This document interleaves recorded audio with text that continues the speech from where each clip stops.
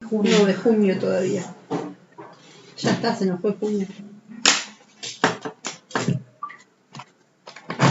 Así como quien no quiere la cosa.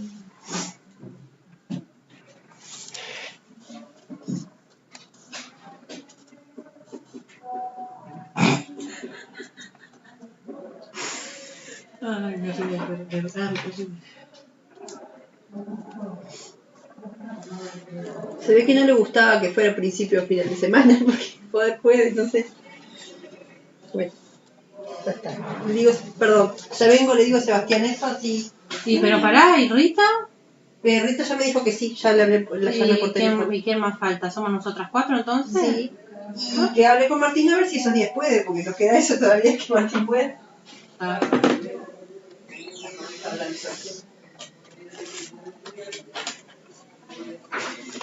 Yo no le conozco la cara.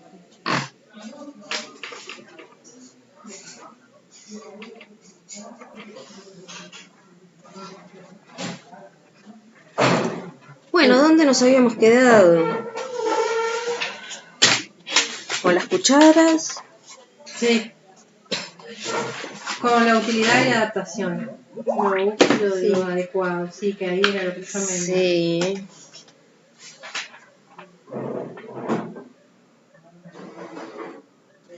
Utilidad de ecuación. En el...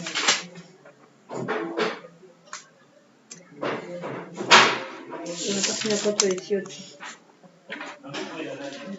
Yo te iba a ver a vos, me olvidé. Si me lo podías mandar porque yo lo que yo tengo no está bien. No es igual a lo que estábamos leyendo. Yo lo tengo distinto.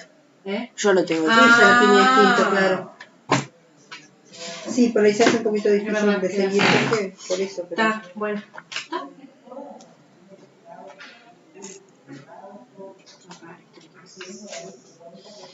Igual yo siempre he sido... No estábamos en la cuestión de la apariencia. Yo me quedé en la adecuación, no sé por qué.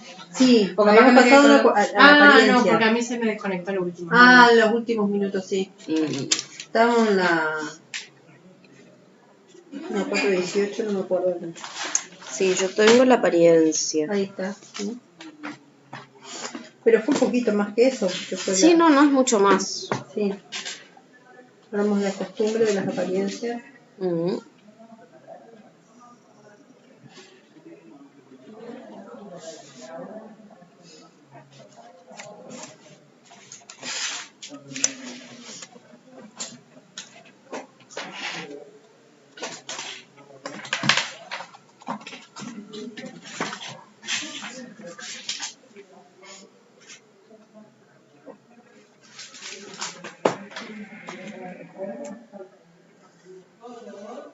Y capaz que hoy está Martín acá.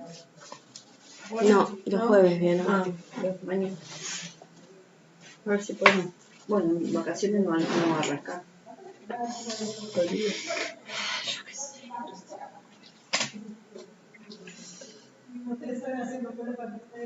No sé, yo tampoco sé nada ya hasta el tema del partido. Sí.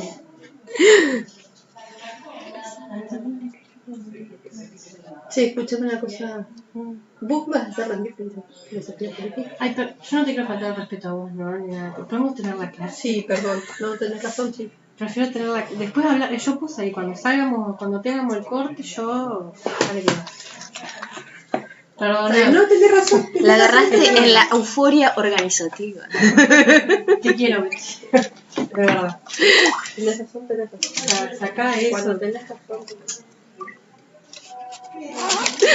Seguro. Bueno, entonces estábamos en la cuestión de que Pero me puse, lo voy a apagar. Perdón. ¿Viste? No. Apagar. Lo máximo que puede pasar que le pasa algo a mi madre y bueno, que ya me la avisar.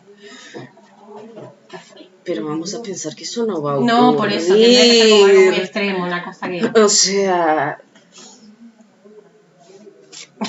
Por favor, digo, de todas, ya estuvimos manejando varios escenarios no del todo felices. Vamos a checar un poco porque esto ya es. No, fue muy extrema, está. Bueno, estábamos hablando de que Sócrates entonces le plantea a Hipías la cuestión de la apariencia y si algo parecía bello, o sea, o había cosas que le daban una belleza aparente pero no real a las cosas. Sí.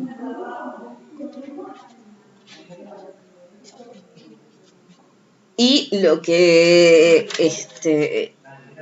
Hipías decía es que, bueno, que aquello que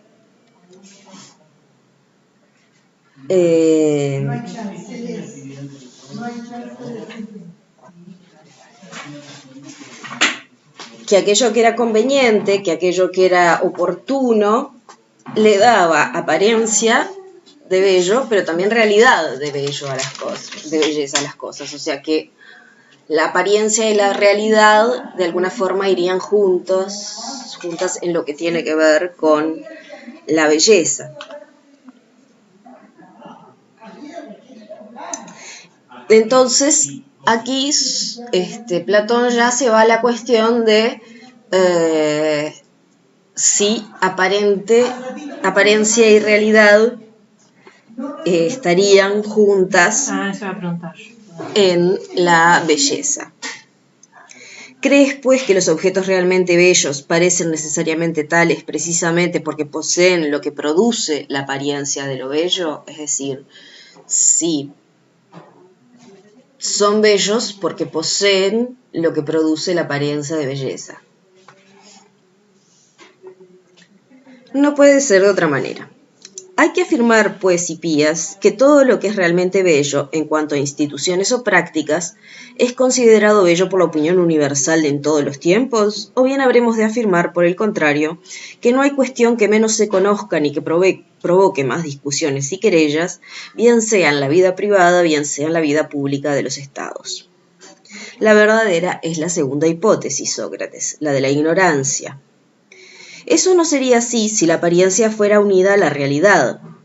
Ahora bien, la apariencia iría unida a esta si fuera ella lo bello en sí, y si además pudiera conferir a los objetos la realidad y la apariencia de la belleza a un tiempo. Entonces, como yo les decía, desde que empezamos a leer el diálogo, una de las cosas interesantes que tiene este diálogo está, por un lado, el ejercicio de la ironía, y por otro, como Platón, sin elaborar un tratado de estética, va pasando por todos los temas que de alguna manera van a ser retomados a lo largo de la historia de la filosofía sin responder, digamos, y sin desarrollar necesariamente estos temas, va pasando por básicamente todos, no voy a decir que todos, pero casi. Y este es otro de ellos, y es el problema de justamente la diversidad de posiciones respecto a qué es bello y qué no.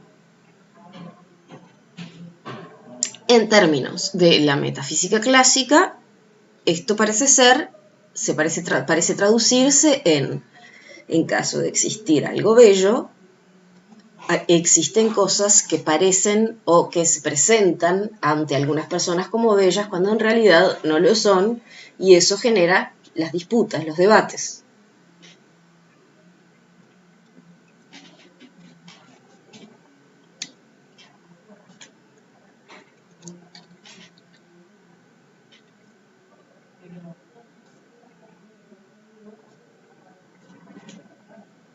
Entonces, lo que le pregunta volviendo entonces al tema de la conveniencia, ¿qué produce? ¿La realidad? En cuyo caso, si produce realidad, creará apariencia, o solamente la apariencia, en cuyo caso no necesariamente le va a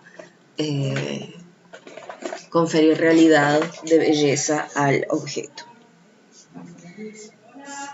Yo me inclinaría más bien por la apariencia, Sócrates. Caramba, nuestra ciencia de lo bello se nos escapa una vez más y nos abandona, Hipías, puesto que la conveniencia se nos muestra algo distinto de lo bello.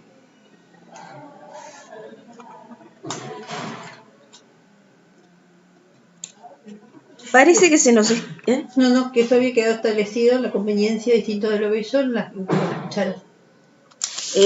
Había quedado establecido en las cucharas, pero también había aparecido después respecto a lo ridículo, o sea, respecto a las costumbres y a lo apropiado en las costumbres.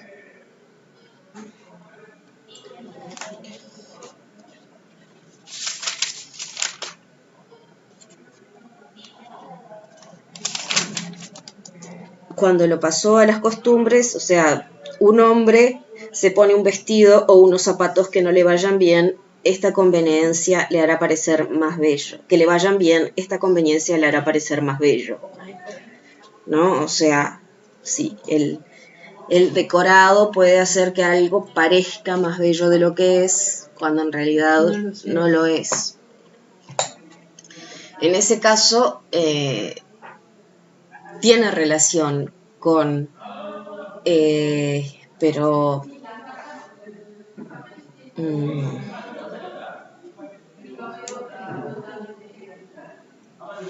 en ese caso la conveniencia se muestra más claramente como una cuestión de gusto y no de utilidad, de buen gusto, no necesariamente en el sentido decorativo, sino en un sentido más amplio, buen gusto en el sentido de saber comportarse bien. Uh-huh. Sí, por supuesto, saber vestirse bien, saber comportarse o adecuarse a las costumbres. Adecuadamente, o sea, adecuación, conveniencia, ser conveniente, pero en el sentido de... para nosotros sería más bien no ser inconveniente o no ser inapropiado. En ese sentido habría una belleza ligada ya no tanto con el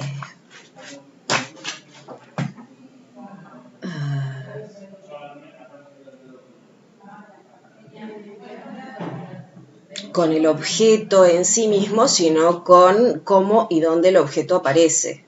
Y en ese sentido, claro, podría ir de la mano de la utilidad, puesto que si un objeto es útil para algo y aparece en un contexto donde no es útil, no es apropiado ni conveniente, pero no necesariamente es la utilidad. Uh-huh. Uh-huh.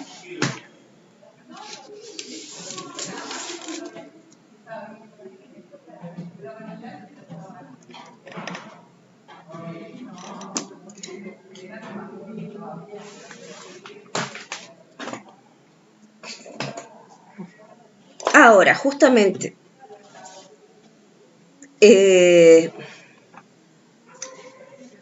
como la conveniencia hace cosas que en un contexto son bellas y en otro contexto no, uh-huh. Ahí entonces Platón va a proponer la utilidad como una forma de establecer un marco de contexto.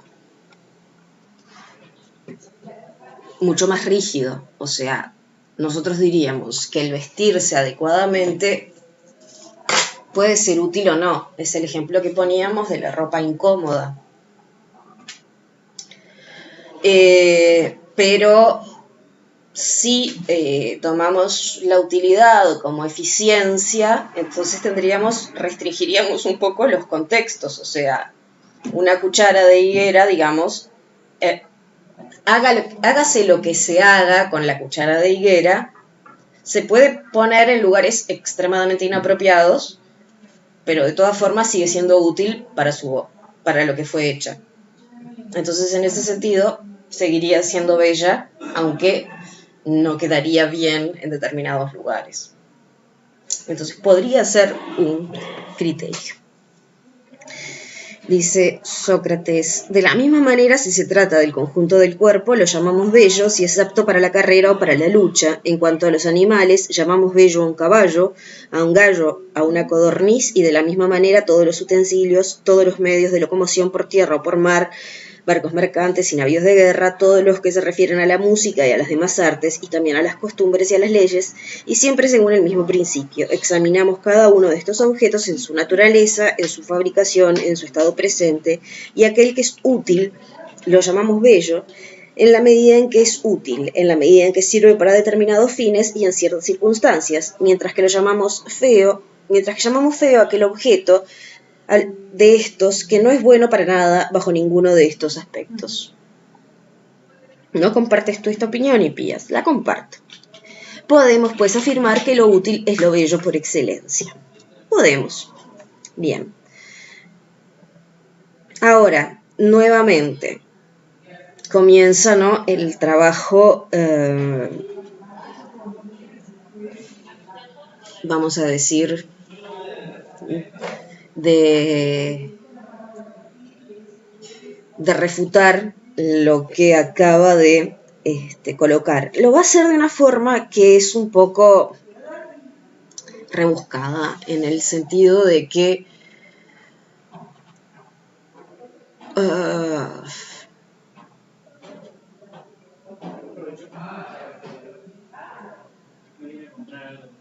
parece enredarse en una discusión metafísica que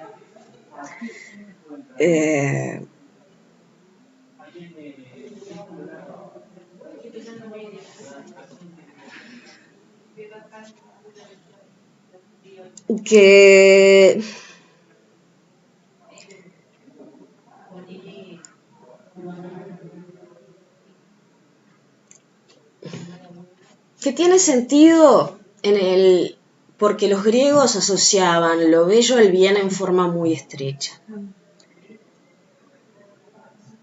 Y cuando se habla del bien y de lo bueno, lo útil también es algo que aparece muy vinculado, o sea, incluso como necesario de distinguir, ¿no? La clásica distinción entre lo bueno para algo y lo bueno en sí mismo. Entonces, justamente, el giro que le va a dar aquí Sócrates tiene que ver con la posibilidad de equiparar lo bueno a lo bello, pero tomando, digamos, el camino de lo útil para generar un conflicto, ¿no? Entonces, lo que tiene la capacidad de hacer una cosa es útil en ello, mientras que lo que no tiene la capacidad para hacerlo es inútil. La potencia es, pues, una cosa bella y la impotencia es fea. O sea, la potencia como capacidad de hacer algo y la impotencia como incapacidad de hacer algo. Y Pías le dice que sí, claro. Ahora, dice...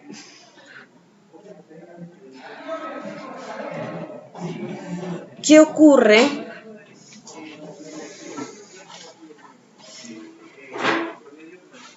cuando uno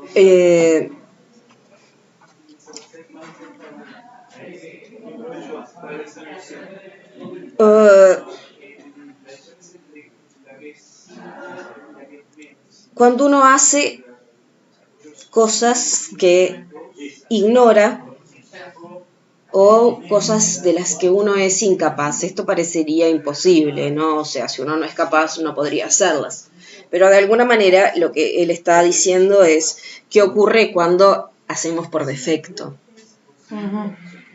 O sea, yo puedo ser perfectamente incapaz de dar una clase, pero puedo de repente estar sentada en una mesa de un bar un día y ponerme a hablar de un tema del que sé mucho y terminar dando una clase sin quererlo, o digamos, o por casualidad, o un poco por defecto.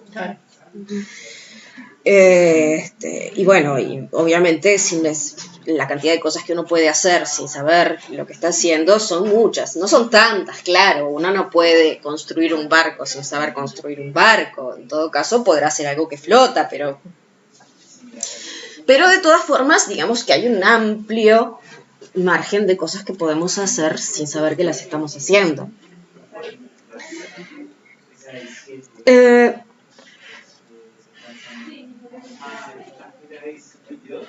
Y entonces dice Sócrates, y todos los hombres desde su infancia hacen mucho más a menudo el mal que el bien y dejan de llegar a su objetivo a pesar suyo. ¿No? Este es un clásico problema de ética clásica, ¿no? O sea, hacer el mal, ¿por qué? Por la visión de platónica clásica, ¿no? Si un hombre hace el mal es porque no sabe que es malo. Claro. La visión aristotélica más compleja, no. Muchos hombres saben que lo que hacen está mal y lo hacen igual. La pregunta es ¿por qué?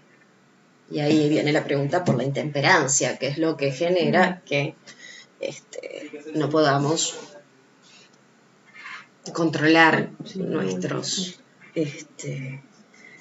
impulsos por hacer el mal, o que nos lleva a hacer el mal a pesar de saber que es malo.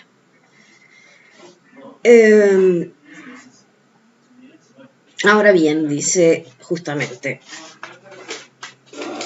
¿qué pasa si se usa algo para hacer el mal? ¿Llamaremos bellos o bien con un nombre que sea todo lo contrario, aquella cosa útil que sirve para hacer el mal? Entonces Hipías le dice, no, todo lo contrario, lo llamaremos feo. Por lo tanto, Hipías, lo poderoso y lo útil no pueden ser a nuestros ojos lo bello en sí, porque lo poderoso puede ser poderoso para el bien o poderoso para el mal.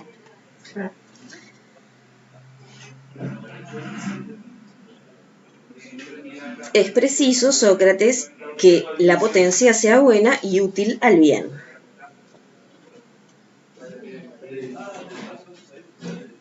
Entonces, eficaces para el bien son lo bello. Entonces, cada vez se va acercando más, ¿no?, a que no es solamente lo útil, sino que tiene que ser lo útil al bien. Entonces, va a decir, bueno, esto sería lo provechoso.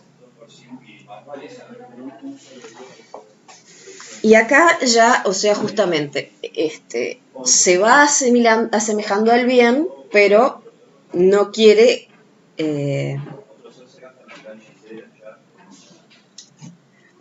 Platón todavía, ya en otro momento de su reflexión, sí, la ecuación entre bello, bueno y verdadero es más marcada. Pero en este diálogo no quiere por lo menos no quiere reflexionar respecto a una equivalencia o en qué sentido podrían ser equivalentes lo bueno y lo bello.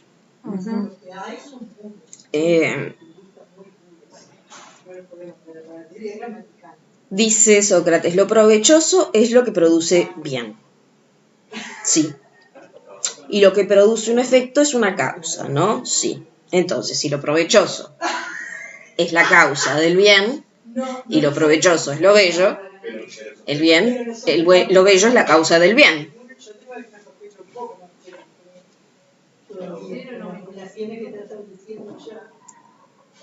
Con todo, Hipías, la causa no puede identificarse con su objeto, porque la causa no puede ser causa de la causa.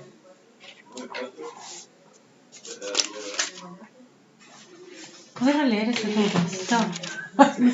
La causa no puede identificarse con su objeto, porque la causa no puede ser la causa de la causa. Eso sería porque la causa está en movimiento No. Y lo que produce la causa, ¿no? Si lo bello es la causa del bien, no. Claro, lo bello no puede ser la causa de lo bello. Claro. No, acá no hay detrás ninguna concepción física de o ninguna teoría de la causalidad fuera del hecho de que una cosa es la causa y otra cosa es el efecto y que todo tiene una causa, digamos. Claro. Y por lo tanto,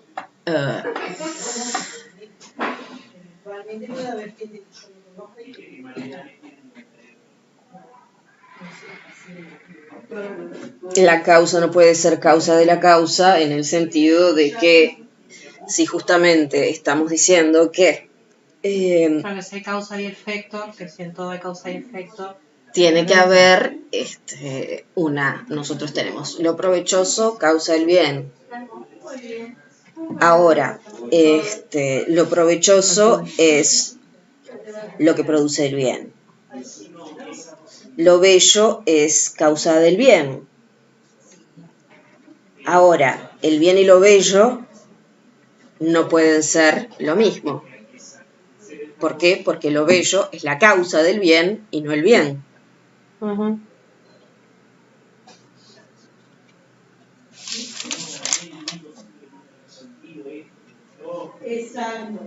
El producto es distinto del productor. La causa no puede producir la causa.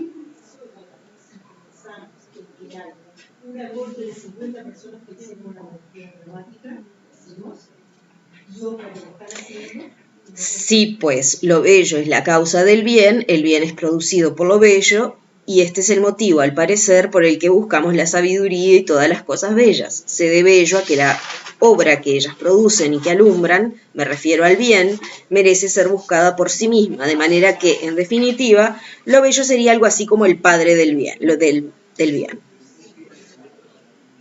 Bien, bien.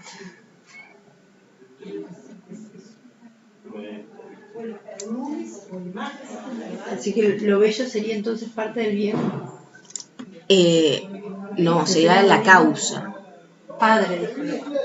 Padre, no parte. Padre del bien.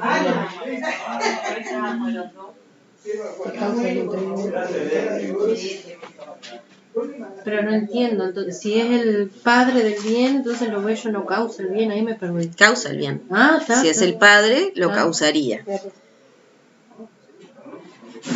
Ahora, el problema es que el padre no es el hijo y el hijo no es el padre. ¿No? En consecuencia, lo bello no es lo bueno y lo bueno no es bello y lo bello no es bueno. Ahí es donde está el... Y ahí surge un problema, pero...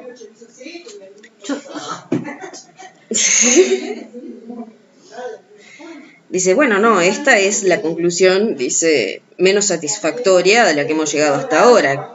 Como...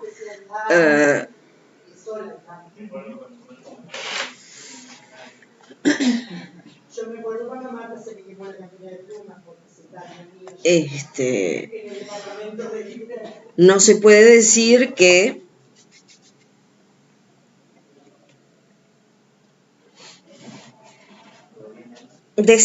lo bello y no es bueno y lo bueno no es bello es casi una contradicción si colocamos bello y bueno como sinónimos.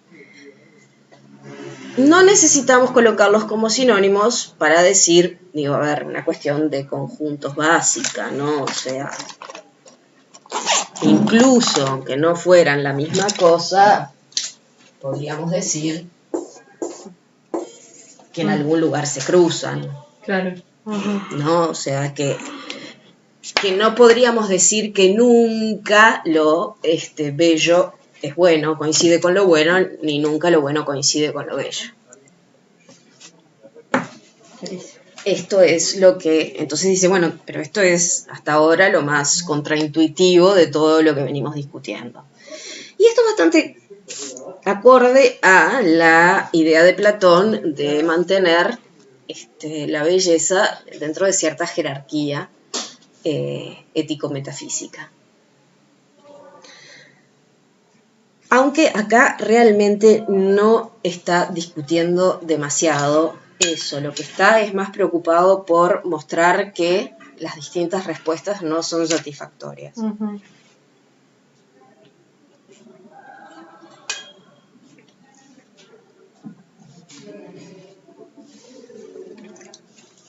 Entonces, bueno, dicen, vamos a buscar otra solución posible. Y entonces van a la de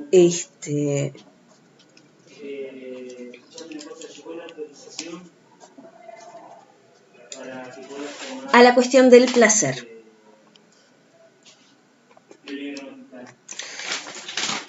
El placer es otra forma clásica de comprender la belleza, ¿no? Ujú. Lo O sea, bello. deja lo del bien. Sí. Está. Lo descarta, digamos, ¿no? No, Porque no. O sea, Ese que es nos uno de quedamos- los grandes temas. O Ujú. sea, él descarta, pero no descarta en el sentido de que descarte completamente las cosas. Descarta la línea de argumentación. Ujú. Esto no significa que lo bello no tenga alguna relación con el bien, o con lo provechoso, o con lo útil, o con las doncellas. Ah, Sí, sí. no, ya está, digo. Lo que quiere decir es que ese camino que veníamos siguiendo no vamos a intentar otro que incluya a lo útil, a lo bueno, a las doncellas y demás. Claro. Viene a ser más bien así. Claro. Y entonces va ensayando distintos caminos. Entonces ahora viene el camino de lo placentero. Perdón, a ver si me perdí alguno, ¿no? Pero tenemos el bien, la apariencia también, lo útil, las costumbres. Y hay algo más que nos falte. Las costumbres, que también descarta. Él lo que hace, o sea, es demostrar que esas respuestas no son totalmente satisfactorias para decir qué es lo bello. Ujú. ¿Qué es bello? Está media tonta la pregunta, ¿no? Pero está. No, está bien. O sea, Yo para que... la cuestión son las estrategias que utiliza. Ujú. Tanto las estrategias que utiliza Hipías para responder, como las que utiliza Sócrates para refutar. Para refutar. Entonces teníamos, en primer lugar, la estrategia de mencionar cosas bellas en lugar de responder qué es lo bello. Sí. Eso Luego estaba la cuestión de las jerarquías. también, sí.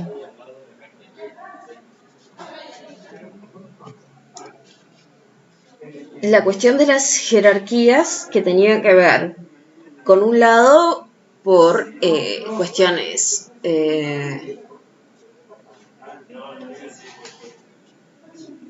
o sea, que se miraba, ya fuere por una cuestión de grados, ¿no? Similar a mayor, menor, mucho, poco, alto, bajo, es decir, son cuestiones de grados, o ya directamente por cuestiones jerárquicas, los dioses y los seres humanos y los animales. Y que entonces eso llevaba a que lo que se llamaba bello pudiese ser feo y lo feo bello, ya sea por más o menos, o porque al lado de ciertas cosas no eran comparables. Después estaba la adecuación por el material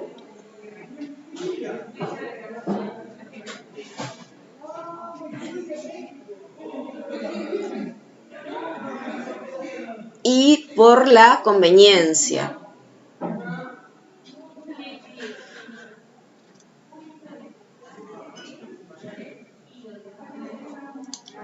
De la conveniencia ligada, la adecuación por el material tenía esa cuestión que tenía que ver con, por un lado, la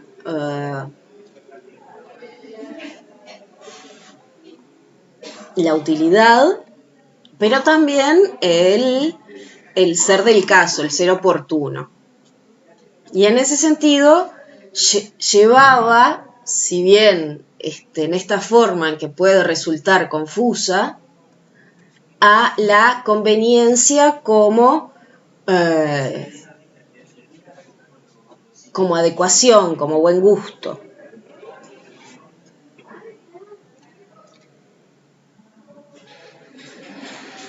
En medio de eso y como con un giro, digamos, hacia lo ético, saliendo del plano de los objetos y pasando al plano ya de las acciones o ampliando, digamos, el universo de objetos considerados, aparece la cuestión de las costumbres. Envejecer, ser enterrado por nuestros hijos y alabado por toda Grecia, ¿no? Y entonces aquí volvía otra vez la relativización en el sentido de que, bueno, de que los héroes eran enterrados por sus padres, morían jóvenes y esto era bello porque morían en combate, Entonces, y los dioses, que no morían, o sea, y de aquí va de nuevo a la conveniencia, pero ya desde el punto de vista de la apariencia y la realidad, y qué es lo que produce la belleza.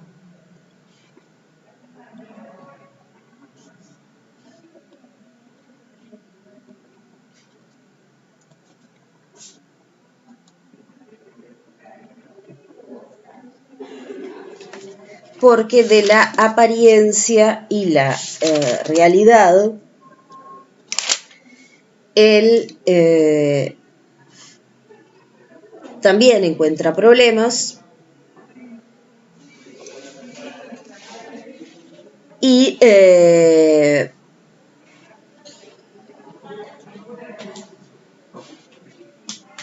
entonces decide ir a la cuestión de la utilidad en un sentido más rígido, ¿no? O sea,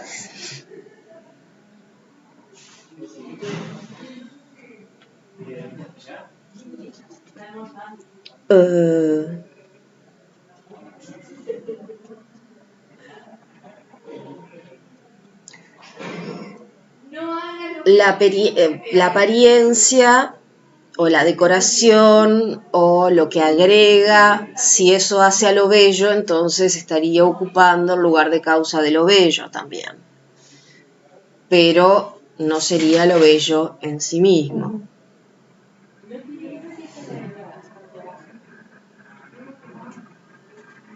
Entonces lo que ahí agrega es la causa. Comienza el problema de las causas. Está el problema del debate de cómo puede ser que si lo bello produce apariencia de belleza, se discuta tanto sobre qué es lo bello. Tendríamos que suponer que estaríamos todos de acuerdo. Entonces parecería que la apariencia de lo bello no es necesariamente bella o no produce sensación de belleza. Decir que lo que aparece no sería un gran problema, eso lo podemos aceptar, y más en términos platónicos, donde el engaño y la ilusión pululan por todas partes.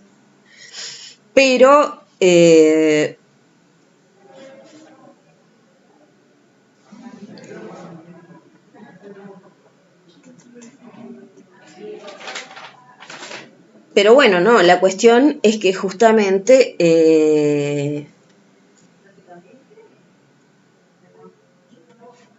si la apariencia crea la realidad, entonces ahí sí tendríamos un problema de causas y efectos. Que la apariencia sería la causa del efecto que sería efectivamente lo bello. Por ejemplo, un sentimiento que nosotros podríamos tener, pero no la apariencia.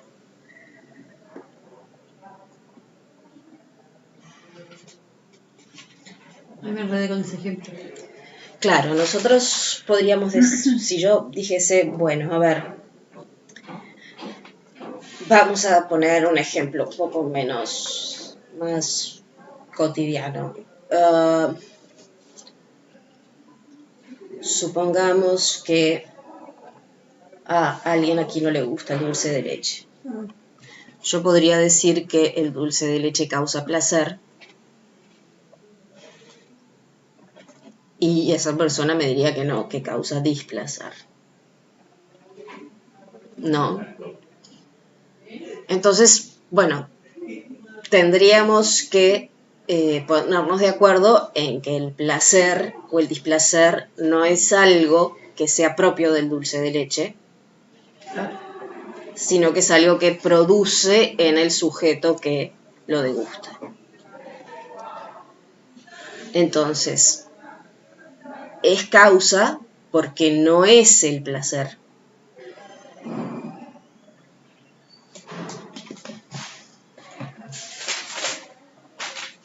Y puede causar el efecto distinto porque no es el placer, sino que es una forma de afectación en las papilas gustativas que puede ser diferente en distintos individuos, si bien hay tendencias, generalidades, ¿no?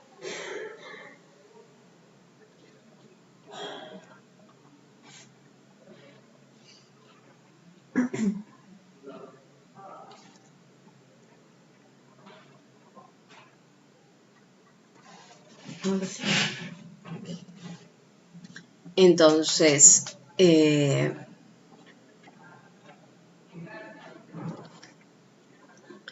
dulce de leche no sería lo delicioso, por poner una analogía, o mejor aún, lo dulce no sería lo gustoso.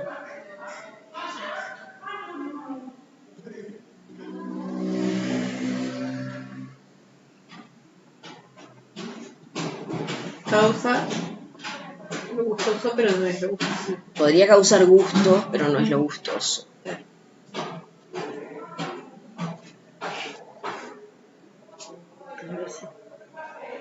Es un ejemplo complicado igual, de todas maneras. Tómenlo con muchas pinzas, porque en realidad... Ay, no me digas, yo que lo entiendo. Ay, yo cuando hice el ejemplo lo entendí. ¿Será que Pero no justo de esto? leche? No. O sea, tómenlo con pinzas porque, o sea, nosotros podríamos decir que hay propiedades en el dulce de leche que afectan produciendo el placer. Ahora, decir que hay propiedades en los objetos bellos que causan el placer de la belleza ya es más complicado. Claro. Uh-huh. Entonces, tómenlo como una analogía, Uh-huh. pero no como una analogía estricta, porque, o sea,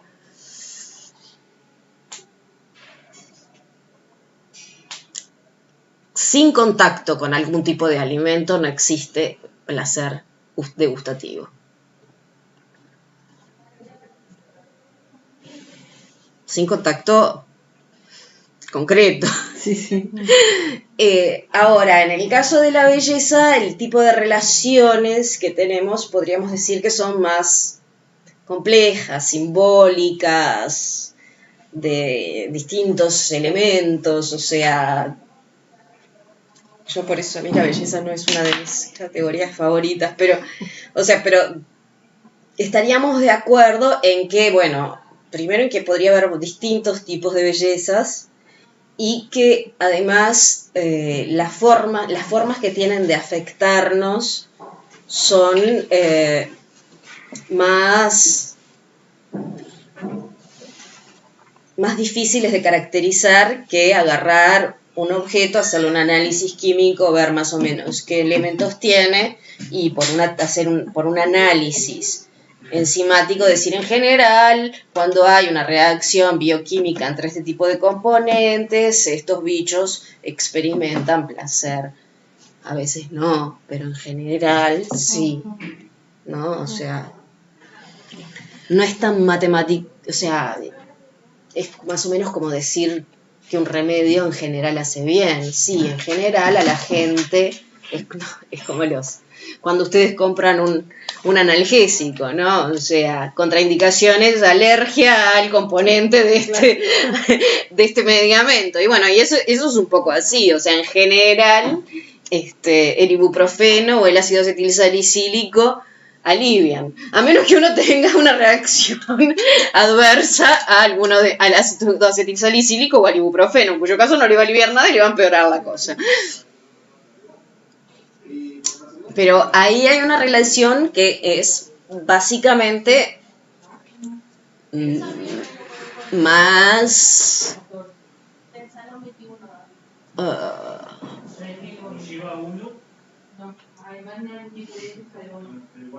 más fácil de establecer y eventualmente se pueden hacer generalizaciones con más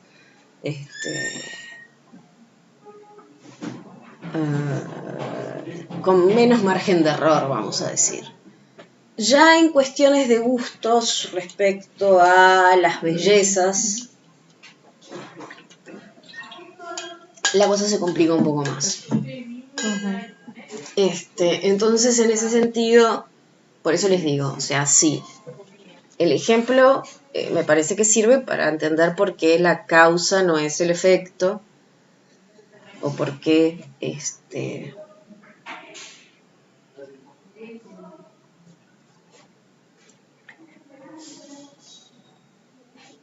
aquello que nos produce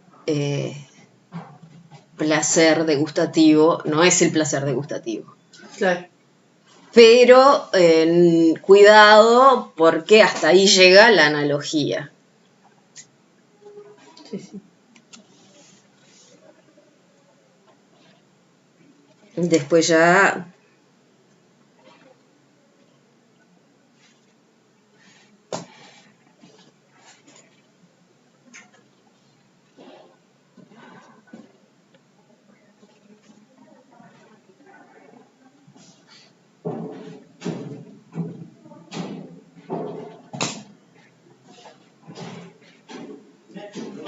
No falta ningún ruidito acá. No falta ningún ruidito acá.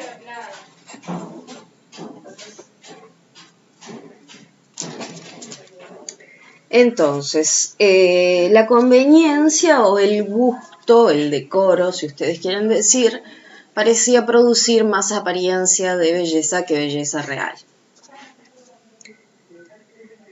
Entonces, busca justamente algo ligado a la adecuación, a la conveniencia, tan ligado que podía generar confusión, en el ejemplo de la cuchara, y va hacia lo útil, ¿no? Restringir el contexto donde algo es conveniente. Va hacia lo útil y de lo útil va hacia el bien. ¿Por qué? Porque útil para el mal ya no sería bello. Útil para el bien es lo provechoso. Útil para el bien es la causa del bien. Y el problema entonces sería que lo bello, siendo la causa del bien, no podría ser bueno. Y lo bueno, siendo causado por el bien, no podría ser bello. Insisto, no es un punto en el cual valga la pena ponerse a hacer un análisis metafísico de la teoría de las causas.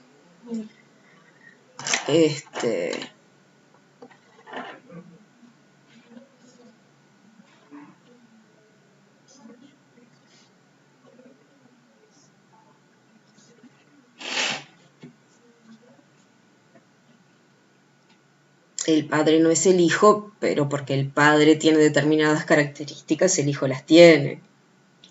Pero no es ese el punto. O sea, el punto es que tendríamos un problema de que en principio quedarían demasiado separados el bien de lo bello, digamos. ¿No? O sea,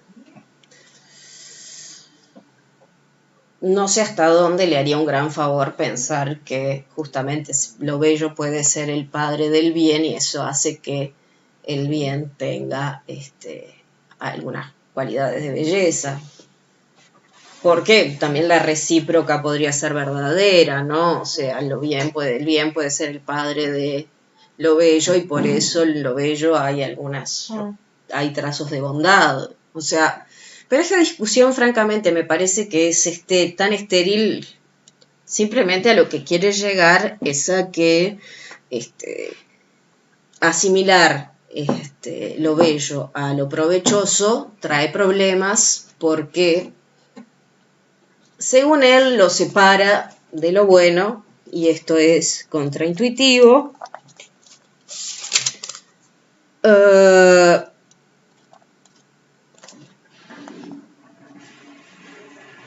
Y lo que sí dice, y esto sí tiene alguna relación con lo que acabamos de decir,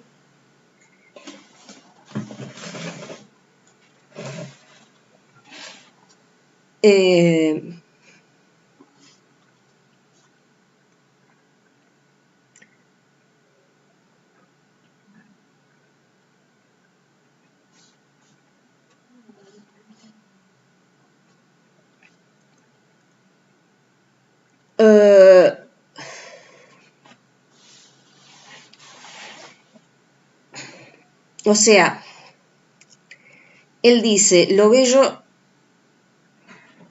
ni lo bello es lo bueno, ni lo bueno es lo bello. En una primera instancia. Y después dice, lo bello no es bueno y lo bueno no es bello. Hay una diferencia. No es lo mismo decir que lo bello no es lo bueno y lo bueno no es lo bello que decir que lo bello no es bueno y lo bueno no es bello.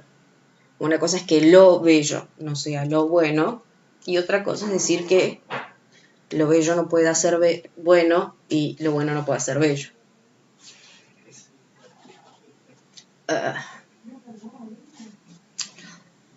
Pero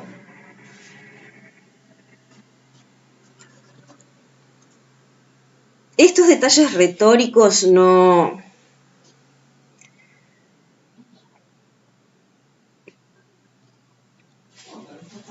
creo que nos lleven a demasiado, o sea, decir que bueno, que la objeción que le presenta Sócrates tal vez no esté colocada de la mejor manera, puede ser una buena observación, pero de todas formas no nos adelanta mucho en el sentido de que podemos seguir con el argumento de que, bueno, si lo bello es lo provechoso, si es la causa del bien, podemos con relativa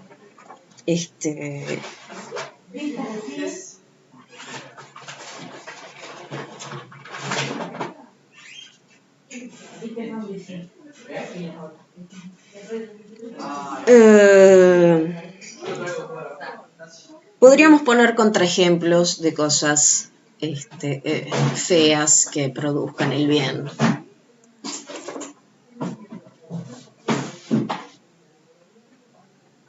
Por ejemplo, una cicatriz.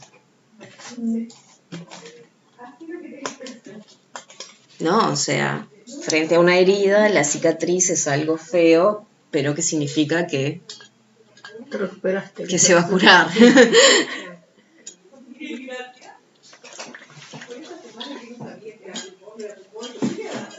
Entonces, en ese sentido, al margen de qué tan exacto está siendo Sócrates en la discusión,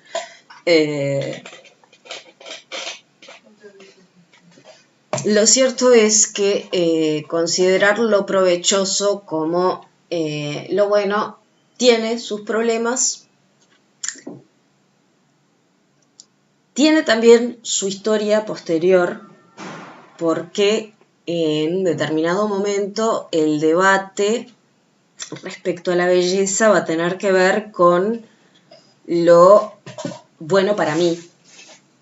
Bello es lo que me gusta a mí, y me gusta porque me conviene, porque es útil para mí, porque es para mi provecho, y en ese sentido es también un antecedente de posibles interpretaciones de por qué algunas cosas... ¿En este caso el arte? Sí. perdería lo bello. Porque Sí. si el arte es lo útil, lo bueno para mí, en tanto me es útil, Sí. el arte, digamos, lo bello es lo bueno para mí, en tanto es útil, el arte sería, no sería bello. Bueno, lo que pasa es que ahí, a ver, no es imposible argumentar que el arte es útil, pero sería de una utilidad simbólica. Podríamos decir que el arte te sirve porque te permite identificarte, hacer tu grupo de identificación adolescente entre tus pares. Te gusta la misma música que te gusta cierto grupito y eso te genera un vínculo, de vínculos sociales con determinado patrón de comportamiento. Entonces podríamos hacer un análisis sociológico de la belleza como valor simbólico que responde a estímulos egoístas no inmediatos. Claro, no es una cosa que te va a dar una utilidad inmediata. No es tengo hambre, veo una manzana, me la como, se me va el hambre, pero sí tiene una utilidad simbólica que es una inversión a largo plazo. En lo inmediato te sirve para identificar quiénes son los que más o menos tienen la misma formación que vos, que tienen un contexto similar que vos, al tuyo. Te sirve como forma de identidad de grupo. Y en ese sentido te da la posibilidad de encontrar caminos de comunicación dentro de un grupo y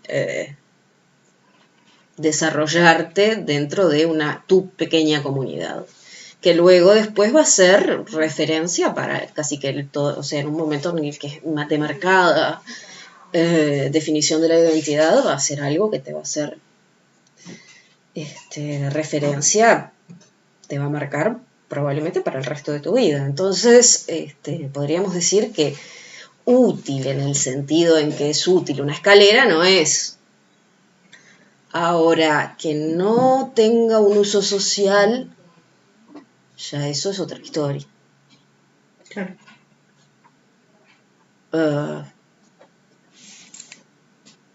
Son teorías. Obviamente Platón no desarrolló esto. Pero lo cierto es que estuvo dando vueltas por caminos que curiosamente son los caminos que, por casi todos los caminos por los que después se siguió dando vueltas, con desarrollos nada platónicos, pero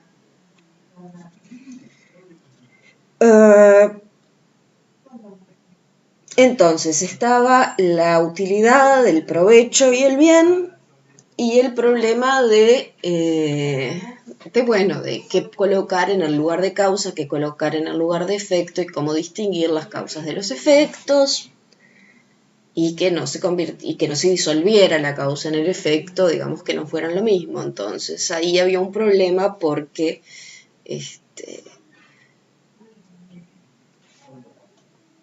lo bueno y el bien de alguna forma tenían que estar relacionados y por lo tanto uno no podía ser la causa del otro.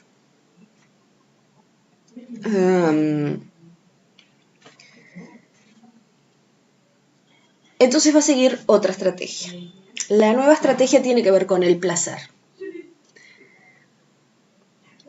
que es una estrategia que también, si ustedes quieren, es una estrategia familiar al bueno para mí. Generalmente lo que nos resulta placentero es bueno para nosotros. A veces no. A veces. Especialmente cuando hablamos en términos de salud. Por ejemplo. Y las cosas se complican mucho. Pero bueno.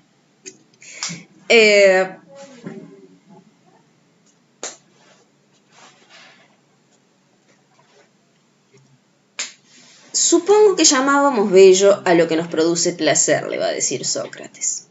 No toda clase de placeres, sino los que nos vienen del oído o de la vista. ¿Qué pensarías tú de este recurso defensivo?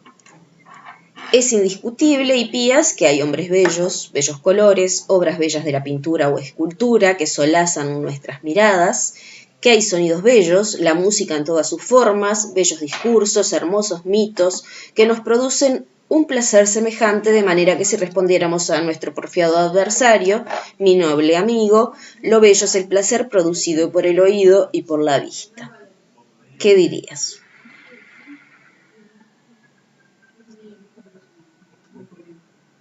Tengo otra pregunta para hacerte. Dice que es muy moderno.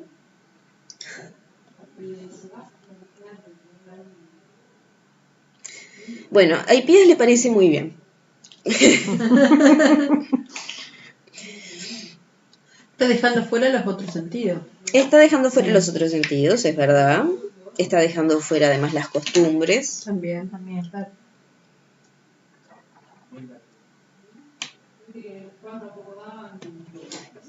Pero lo que uno ve, lo que uno ve y lo que uno oye le va a parecer bello en tanto se acomode a las costumbres que tenemos incorporadas. Bueno, eso depende. Sí, en principio sí. Pero una primera aproximación no siempre es la definitiva. Yo te recomendaría seguir mirando, a ver qué pasa. No todo, pero... Está claro, pero en general... sí, bueno, pero eso podría ser una primera aproximación o una mala aproximación si vemos algo desde la perspectiva que no es correcta. En ese sentido, podríamos decir que podemos superar una reacción inmediata. En este argumento hay dos cosas que me parecen interesantes. No creo que me parezcan interesantes solo a mí. Una tiene que ver con que mezcla artes. O sea, recuerden que para los griegos no había una palabra para lo que nosotros llamamos las artes, o lo que después del siglo XVI se llamaron las bellas artes. Pero acá están mencionadas la música, los mitos, la poesía, los discursos, la pintura, la escultura. O sea, eso es interesante. Y después hay otra cosa que es interesante, y es que sí, nuestras artes son artes de vista y oído. Y esto, o sea, en general, cuando una lo dice, está la reacción de es porque nuestra cultura es fundamentalmente intelectualista, ¿verdad? Bueno. Pero en la actualidad hay otro tipo de arte. Hay muchísimos tipos de arte, pero aún así siguen predominando las artes de vista y oído. Y no solamente en nuestra cultura. Eso es importante, en todas las culturas. Y hay algo que parece razonable para secundar esto, y es el hecho de que la vista y el oído son los sentidos que admiten escalas, construcción de escalas. ¿Cómo sería eso? Vos podés hacer una serie de escalas de colores, un espectro de colores desde los fríos a los cálidos, ¿no? Sí. Y podés hacer escalas de sonidos. De hecho, nos las enseñan. Hay una notación. La notación es tardía, pero las escalas no. Desde los agudos y los graves hasta las distintas escalas y luego la notación de la música. Y vos me dirás, ¿y esto qué tiene que ver? Bueno, tiene que ver respecto a la acumulación. Hay una educación y una acumulación porque hay una forma de transmitir eso.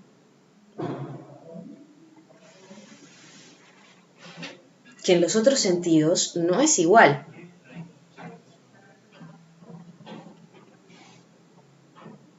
Por supuesto, para todos los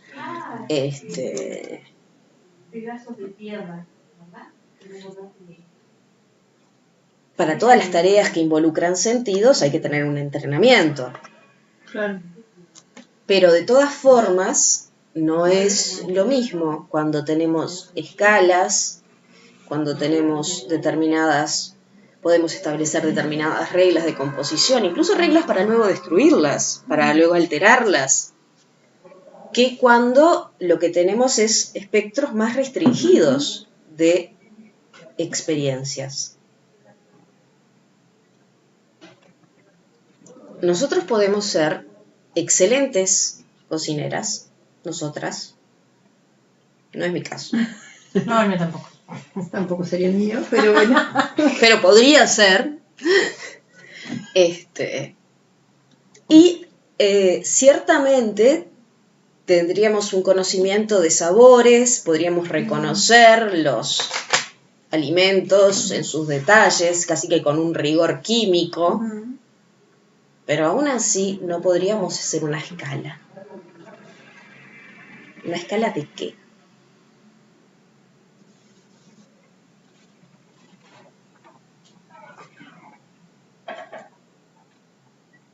Serían de muy poca utilidad, de más a menos salado, de más a menos dulce. Pero eso de todas formas no, o sea, la persona que cocina, o sea, incluso una que no cocina tanto, no necesita una escala, más o menos sabiendo y que mezclando, darle a alguien una plana en la que diga, mirá, esto es más o menos dulce, más o menos salado.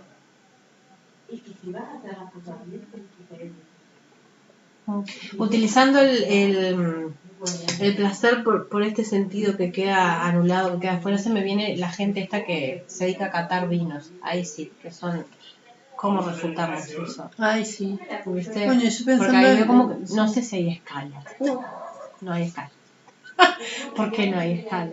Porque digo, es como ellos y ellas dirán, este es mejor. Sí. Mayor acidez, menor acidez, mayor... Cuerpo, consistencia, aroma. Pero no hay escalas.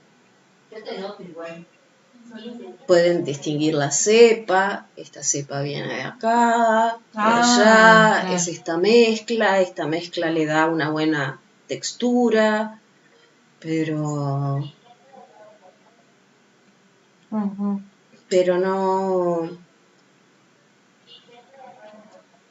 no son escalas y no son y no generan productos que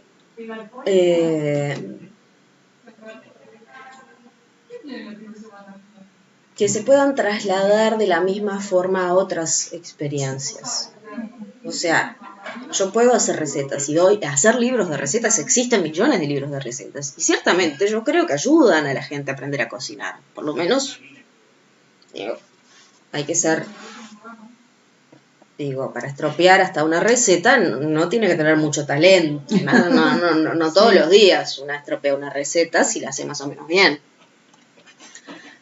Ahora, de todas formas, eso desde el punto de vista de los sentidos, yo podría no probar nada y estaría todo bien. Ahora, en el caso de la vista y el oído, lo que tenemos codificado es la experiencia sensible. Y no poder codificar de la misma forma la experiencia del tacto, del olfato o del gusto es una diferencia. En potencial, yo no niego, tal vez la humanidad, en todas las culturas que conocemos, esté muy limitada respecto a lo que se puede lograr con estos sentidos. Y lo que digo es que no es un criterio meramente cultural.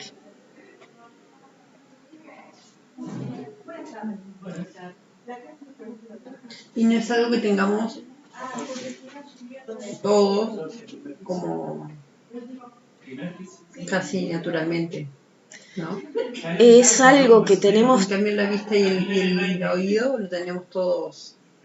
O lo podemos entrenar. Graduar todos, digamos. Y lo que es interesante es que esas escalas se pueden enseñar incluso a personas que no tienen, que tienen problemas de vista y oído, con traducciones a otros recursos, ¿no? O sea, una persona con daltonismo que ve en lugar de, no solamente están, o sea, el caso clásico es el que se confunde colores, pero en general es que hay colores que no los ven y que, o que ven distintas tonalidades en forma distinta, pero se puede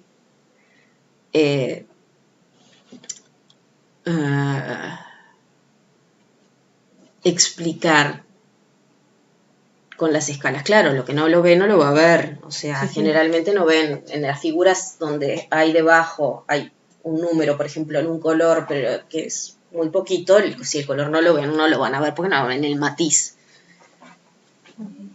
Pero pueden entender y pueden identificar, lo mismo en el caso del sonido con pulsaciones.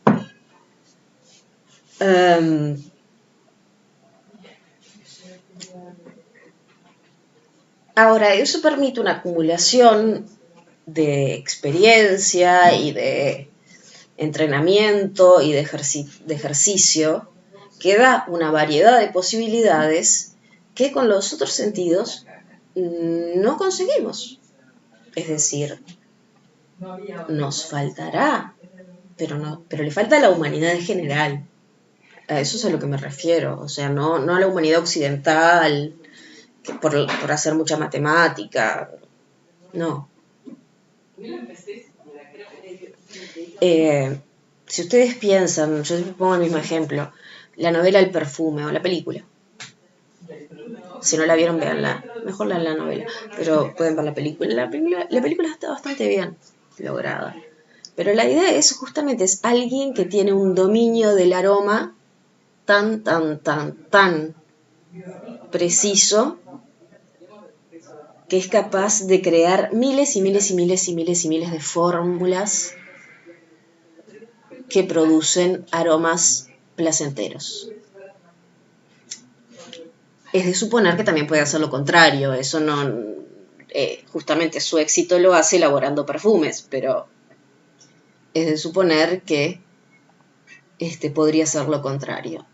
Pero justamente es la hipótesis, ahora lo interesante de esto es que el resultado es siempre el mismo, es el agrado el que distingue esas variaciones, es él. Los demás solamente experimentan un cierto placer frente a determinados aromas. No esa distinción tan precisa entre combinaciones que se pueden hacer para producir perfumes.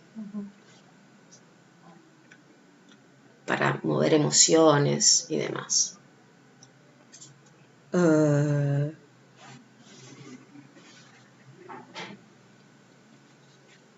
Entonces, en ese sentido, estos sentidos que fueron tradicionalmente asociados con el conocimiento, yo personalmente diría que sí, pero que en lo que tiene que ver con las artes, lo que tiene que ver con el conocimiento cuenta, pero no solamente lo que tiene que ver con el conocimiento, sino también la posibilidad de registro, de acumulación y de comunicación que genera el poder tener experiencias compartidas mucho más discretas, mucho más capaces de diferenciar como para poder comunicárnoslas de distintas formas. Nosotros podemos decir con un vino, ah, qué rico que está, y cómo lo estoy disfrutando, pero mucho más no lo vamos a compartir.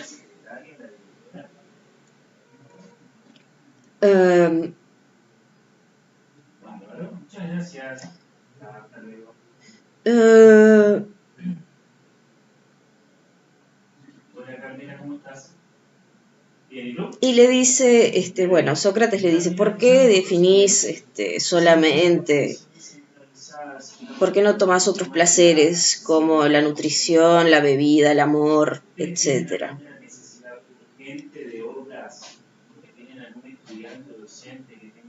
Y la respuesta que da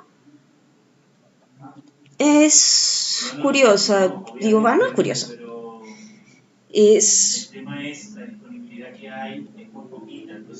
tiene que ver, por un lado, con usos del lenguaje y por otro lado con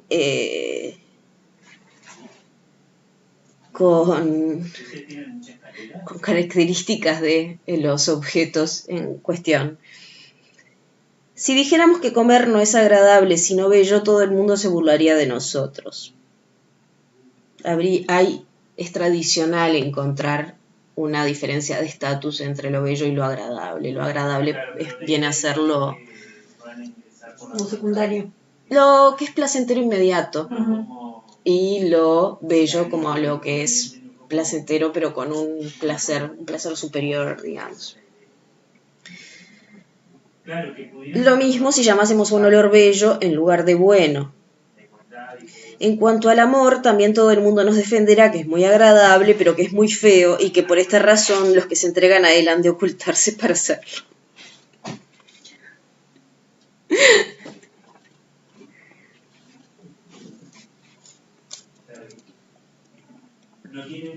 Aparte queda como si fuera, no sé, han de ocultarse para hacerlo.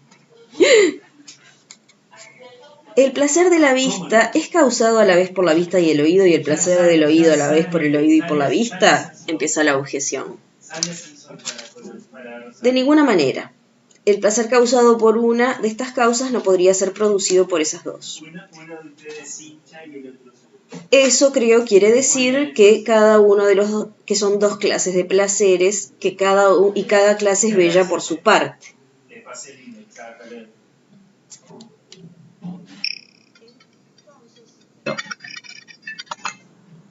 Entonces, bueno, viene la cuestión de justamente tenés un placer que es propio de la vista y un placer que es propio del oído, y cada uno tiene su especificidad.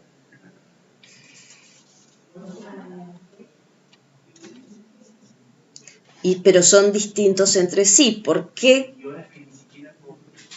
los llamas bellos? ¿Qué es lo que tienen en común? Si lo que percibís es que tienen cosas diferentes, que tienen causas diferentes y son de tipos diferentes.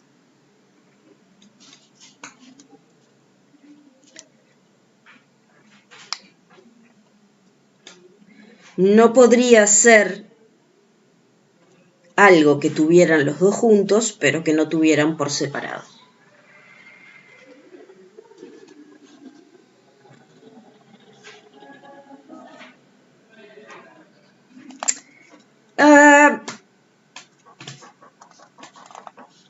Acá también, me parece a mí que es más un enredo retórico que una cuestión de argumentos. O sea, creo que los argumentos se terminaron en la parte de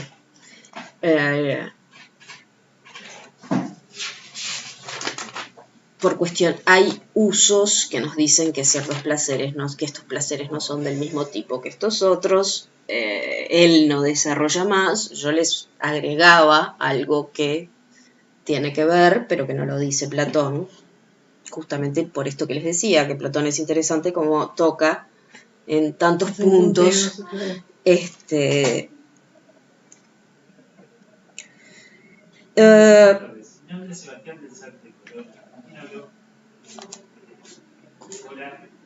pero no, yo no diría que es un argumento. O sea, aquí es donde justamente por mucho tiempo se interpretó que este diálogo hablaba del lenguaje y de los distintos usos del lenguaje, porque justamente él empieza a decir, bueno, nosotros podríamos decir que nosotros somos dos cuando estamos juntos, pero somos uno cuando estamos separados.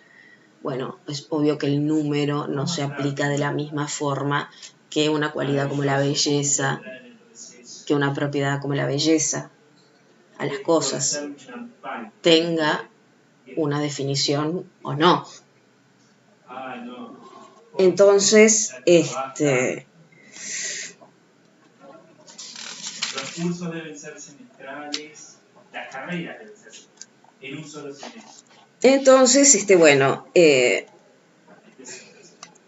Fernanda, te molesto por lo siguiente.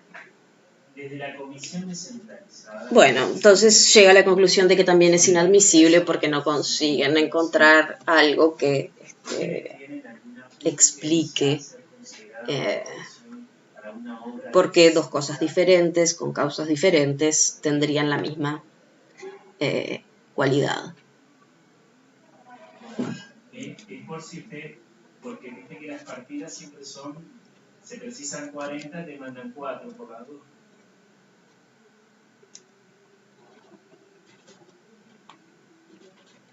Porque tendría, según él, que caracterizar a las percepciones juntas pero no separadas. Como nosotras somos tres si estamos juntas, pero no si estamos separadas, que son una cada una. Bueno, parecería que aquí lo que hay es un problema de uso del lenguaje. No, o sea...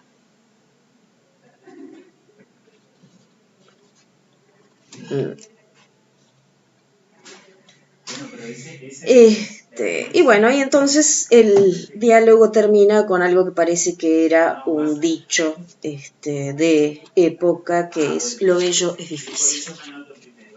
Y no hay ninguna respuesta. Entonces, en ese sentido, habríamos pasado por varias puertas o posibilidades de definir, o intentos de definir lo bello, sin éxito,